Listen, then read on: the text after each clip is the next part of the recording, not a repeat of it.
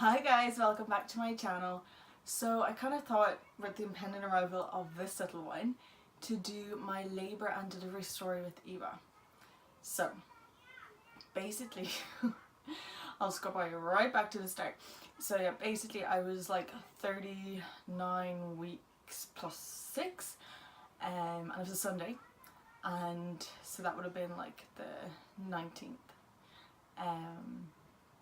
And my in-laws were coming in from South Africa, my brother-in-law, and they were coming on Monday, and our house was quite messy.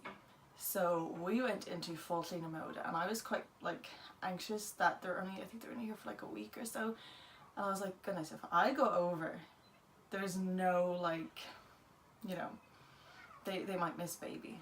So like I was doing everything. So I was raspberry leaf tea, pineapple, walking, the whole shebang.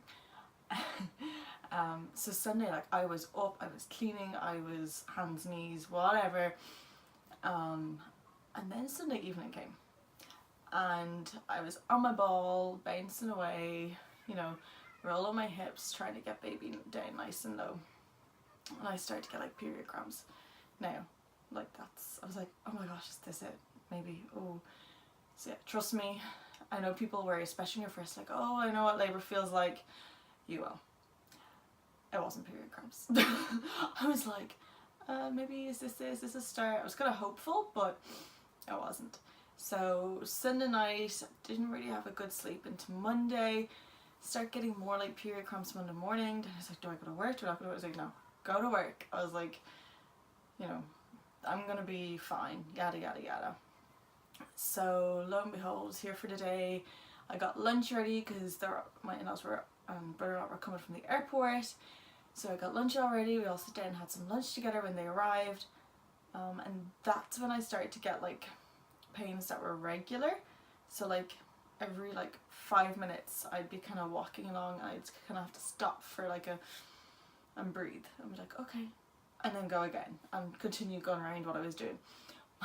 My mother-in-law was like, this is before Donnie got home, was like, should you not be in hospital now? I was like, no, it's fine, yada yada yada, I'm sure it's, you know. And then Danny came home and I was like, hey, how are you, yada yada yada. And again, same thing, I was like walking around and I'd have to pause and like I'd tap it, I'd like an app on my phone, you know, to look at the contractions, how long they were lasting, yada yada. So I was like, oh, okay. So he came home and then he was like, okay, maybe we should go to hospital. So finally, like after 2 people saying it to me, I was like, okay, maybe we should. So this is about like, what, about 6, half 6 maybe. So we ended up going up to hospital anyway. Well, we left the house and then we'd stopped to get petrol, of all things. Then when we were stopping to get petrol, we forgot my notes, which obviously you need. So we had to go back and up or whatever. I got to the hospital around 7. And like got to assessment sitting outside, there was a ball, so I hopped on the ball, you know, doing my thing. And next week went in, and I say the midwives were looking at me going, yeah, like she's not in labour. So I got checked. That was horrific. I think that's actually the worst part of labour, is getting checked. I think it's just, blah. It's not a nice feeling. And she was like, yeah, you are 1 centimetre. Because like that morning the Monday morning I'd lost a bit of my mucus plug. Yeah, gross, TMI. It's pretty gross. So I was like, oh, okay, maybe, you know, this could be labour, but it wasn't. It was like 1 centimetre that I was dilated, and she was like, okay, baby's quite low, but it could be a couple of days yet. And I was like, a couple of days of like, okay, fine. So in true us fashion, we went to Nando's. So yeah, like a lot of people know me know I love Nando's. So me and Danny sitting there in Nando's, we're like, grand, we'll go home after this. Sitting there, this is about 8 or so. Sitting in Nando's having our lunch or dinner. And yeah, I couldn't finish my food. That never happens to me in Nando's. Like I'm always like, yeah, I just ram it down my neck. I love Nando's. So I was like sitting there and things started to get a lot more like I was in proper like really bad period pain, I would say, like really really bad, and it would come and go. It'd go for a couple of minutes and come back and go for it. I was like, this sucks. I feel like this for a couple of days. So I turned it on. I was like, okay, like I can't finish my food. Is there just gonna run to Boots? I want to pick up some paracetamol. Like, I do not take pain medication for anything. I think the last time I took pain medication before this was when I got my wisdom teeth out when I was like 21. So I don't take anything. I was just like, oh, maybe paracetamol will help because it was quite uncomfortable. Got home, took some paracetamol, and decided to have a bath. It didn't help. I was like, okay, this is like 9:30, whatever. I was like, oh, this is just not helping. So we decided, yeah, we'll go to bed, all that fun stuff. We went to bed. I could not get comfortable one bit. My belly was sore, my back was sore. I was just like, oh. So I decided to go up. So I paced the hall upstairs from, while Danny slept, from the hall to the bathroom, back through the hall into the bedroom, and did this for a couple of hours. I just felt more comfortable sitting on the toilet.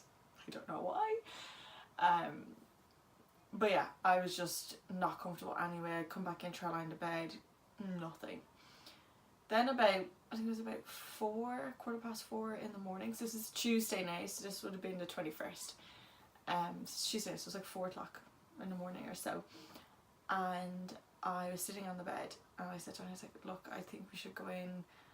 I just don't want to go back in. I don't want to be seen as a hypochondriac that, like, you know, you're actually not properly, where I was thinking I was probably like 2 centimetres. And next to it we had like, I wouldn't say blood, but it was like pink. It wasn't my waters though, but it was like pinky all over the bed and dressing gown, whatever. So I was a bit like, okay, I think we should go now. So that for me was like, okay, crap, let's go. Because I'm terrible. Like I said, I didn't want to go in the case that I was wasting people's time and all that stuff. You're never wasting their time. But I just felt that way. So we were sitting there, so we got ready. I threw on a dress, didn't even brush my hair because I was like, oh, you know, we should really go, whatever. I'll have plenty of time up there if, you know, I'm in actual labour. So we got into the car. We forgot my hospital bags. They were right by the door. So I was standing at the car, so then I had to run back in, get the hospital bags. So we got to the hospital, fair enough, went into assessment, and the same midwife was on, who saw me a couple of hours previous. And she was like, oh, you're back. And I was like, yeah. She goes, oh, let's see how you're doing now. So she checked, and I was 4 centimetres. And she's like, oh, wow, you know, you've progressed well. So I was like, grand. I wanted to use, like, we delivered in the Coombe, and I wanted to use the birthing pool. So she was saying that for me to use the birthing pool, I had to be monitored for, I think it was like 20 minutes, but it had to be continuous monitoring, etc. So I got strapped up to monitor. I spent my time swaying my hips in assessment, you know, trying to breathe through the contractions. Every time I was like swaying or whatever, the machine would lose Eva's heart rate, so like the trace, for like 2 or 3 seconds. So she'd come back in, and after 20 minutes she'd be like, okay, you need to have this continuous because they won't let me into the pool if it's not. So this went on for an hour. I was like, okay. So yeah, this went on for like an hour, and I was like, after the hour I just had enough because the contractions weren't like letting up, so there was no break in between. It was like going up but it just was going up, and then instead of dropping down to like here, it would drop to like here, then rise back up again and drop, you know. It was never going away. There was always something. So I struggled, and I just remember turning around, and she came back in after an hour, and I was like, look, I've had enough, can I just go down to delivery? And she was like, okay. So walked into delivery, had a couple more contractions in between. So got into delivery, to the suite. And I remember saying, like, I wanted natural birth, you know, all that in the pool, whatever. And I remember turning around to the midwife. I was just like, okay, I don't want an epidural. But if I'm still in this pain for the next couple of hours, because I was like, I'm 4 centimeters, it's probably going to be at least another like 5 hours or so, or before baby comes. So I was like, look, I'd be open to it maybe later if things get worse, because obviously I was like, what's going on, this is a whole new experience. I didn't really fear labour, I was more curious about what it felt like. So I was just like, okay, I'd like to go with just like gas and or whatever. So went in, she's like, just let me check you first. I was 10 centimetres, so it was time to push. So I went from 4 to 10 centimetres in 1 hour. So I was like, no wonder why the contractions were not really coming down, they were just staying quite high. So I was quite in shock. I was like, sorry? Because we were only in the hospital like an hour. So then she's like, it's time to push. So she was like, right, let's go. So I was like, okay. So I got up and onto the bed and was pushing, but I was like facing, I was like, it's really hard to explain. I'm not doing a demonstration because nobody wants to see my back and butt and whatever.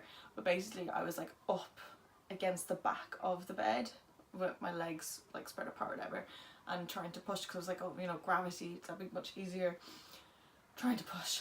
Oh my gosh.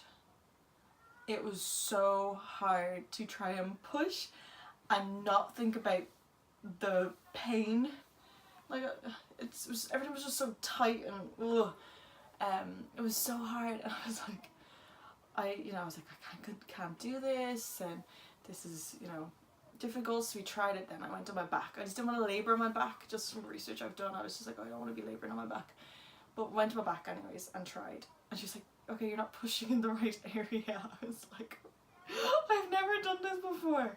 But anyways, the midwives there were amazing. And so she went out and spoke to another midwife or whatever. So they gave me gas now. That stuff is pure magic. Like, it was amazing. To me, it like took the pain away. All I felt was pressure. I didn't really feel pain. So like whenever the contraction, I start to feel it coming, I put the tube in, and then, you know, you take it out when it's over. But in between, like, I would just like lie back and turn my head to the side. I could hear what was going on around me, and I could make sense of what they were talking about, and they're laughing. So I remember the midwife going, she doesn't drink, does she? Or no, and then my husband was like, no, she hasn't drank in years. And so they were just laughing because it had such an effect on me. But I wasn't out of it, I was just like lying there, you know. And that stuff was amazing. So we continued to push for about half an hour. And bearing in mind, I didn't think that I'd be that quick. So we left my bags in the car. My bags had, because I thought I'd have plenty of time when I went into labour, my bags had my lip balm for, you know, when your lips get dry from using the gas and air. I had my hairbrush, I had, you know, stuff to tighten my hair. I bought myself a nightie, you know, to give birth in, and all this stuff. We didn't have time for any of that. I'm actually going to put a picture up of what I looked like after having Eva. I looked like a cave woman. My hair was everywhere. But to be honest, it doesn't matter, but it was just funny. When you think, I was like, oh, I have plenty of time. We didn't. But anyways, so yeah, I had gas and air, and then they wanted to take it off me because the pushing wasn't working. I was like, no, please, you're not taking it off me. I was like, you're not a hope. I was like, there's no way I can do this without it. Like, no, we need to take, you know, we need to take it away. Holy moly. I was like so scared. I was like, oh, don't take it away. But anyways, they took it away. And I was pushing. And to be honest, by that stage, it wasn't really painful anymore. It was more just like pressure, her down there, whatever. And I was like, oh. So I was pushing. And I was like, hold on to Johnny's hand. And like, he was trying to hold my legs, and, you know, so he was trying to hold my legs up. And so I was a midwife, and we're pushing. Nothing was happening. So Eva went into distress. She was having D-cells. So I actually forgot to say, so when she was having, before she had D-cells and stuff, they broke my waters. Because it hadn't happened yet. So they broke that to see what that helped. It was before, during and after contractions. So they felt, you know, we should call in the baby doctor, or the doctor. So doctor came in. I saw forceps been taken out. I saw all that stuff happening. And then there was also a baby doctor brought in, and that's it. I wasn't scared or anything because I trusted them, like the professionals. They know what they're doing. But the I have to say the doctor was amazing, because she could have just went in there with forceps. She could have just, you know, she emptied my bladder. She put a catheter, you know, and emptied my bladder. Who knew I needed to pee when I was in so much pain? But I did. So she emptied my bladder, and Eva was actually being held back a bit by it, so Eva actually came around the bend then a little bit, but still I was pushing and nothing was like, it was, you know, it was still difficult. So she then injected me, yep, in a place where you don't want an injection, and I had an episiotomy.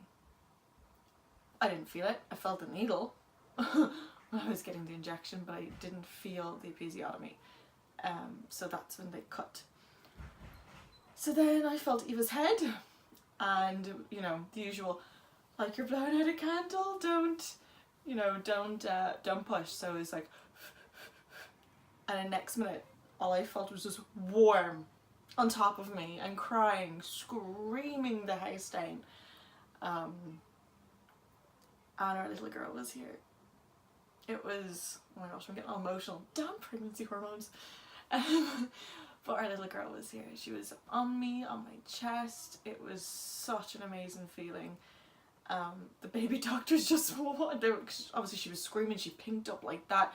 They left. They didn't need to, you know, so Eva was on me. Within being on me within like 2 minutes, she read on me and pooed on me. You know, that lovely black tarry poos, yeah, all over me. She was on me, and it was just such an amazing moment. I was looked across at Danny, you know, she was here. It was just beautiful. Then she ended up latching on. Well, I tried to get her to latch on. So, like, she fed off left side first, and I remember being, you know, a little bit afterwards, you know, emotions everywhere and just tired.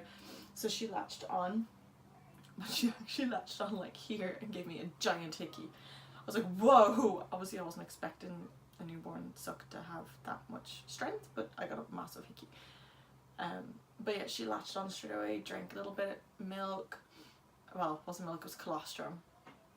And then, yeah, she was wrapped in a blankie, because obviously we had none of our bags, so Danny had to then run out, grab our bags. So she was wrapped in a blankie, nursing away. Ran out, got our bags, then she was weighed and stuff. And it ended up, she was 7 pounds 7 ounces. So it was quite a, you know, good size, average size. But like during it, I didn't think it was great, but like looking back, I was like, I had such a nice delivery. Not too much intervention. Laboured her home mostly. Was in the hospital, it was like 2.5 hours or so from start to finish. Which for me, I was delighted, because, you know, when you hear people's stories and they're there for days or hours, and it just makes me nervous. But it was amazing, like, and because things went naturally for me and I was quite fortunate, I then, my hubby took Eva with the midwife and like the Rowena or whatever, and got her dressed and whatever, and I actually went off and had a shower. It was amazing. Absolutely amazing. Like, yeah, I loved it. Didn't wash my hair or anything, but just to wash plume away off me. But I guess it was a nice welcome to motherhood. But yeah, I had a lovely shower, got into some new PJs, sat down, I brought toast, and I don't drink tea, but they gave me toast and orange juice, and it was yummy. It was so good. And then I remember they were like, okay, here's your wheelchair. We're going to take you up to the ward. I was like, oh, I don't need a wheelchair, I'm grand. No, you need a wheelchair. I was like, oh no, it's fine.